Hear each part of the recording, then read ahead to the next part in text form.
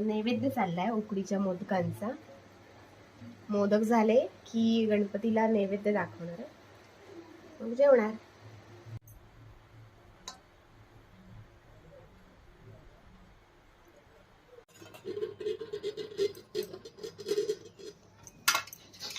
किती वर्षानंतर मी त्यांच्या घराकडे गेले. ही उकडीच्या मोदकांसाठी हळदीची पानं काढायला आले. जेव्हा कुकरमध्ये मोदक ठेवणार आहोत त्याच्यानंतर ही हळदीची वरती पानं ठेवणार आहोत, म्हणजे ह्याचा फ्लेवर थोडासा त्या मोदकांना लागतो आणि खूप चविष्ट लागतात मोदक. आणि नंतर ते वाफेवर शिजवणार आहोत. तर आपण चला काढूया.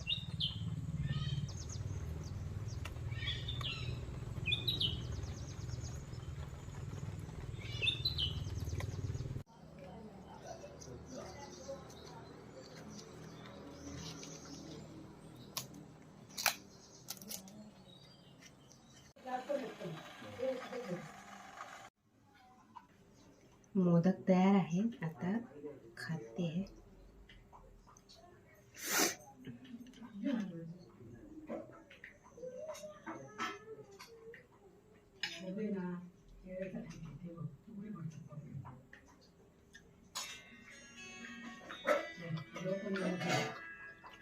एक नंबर झालं.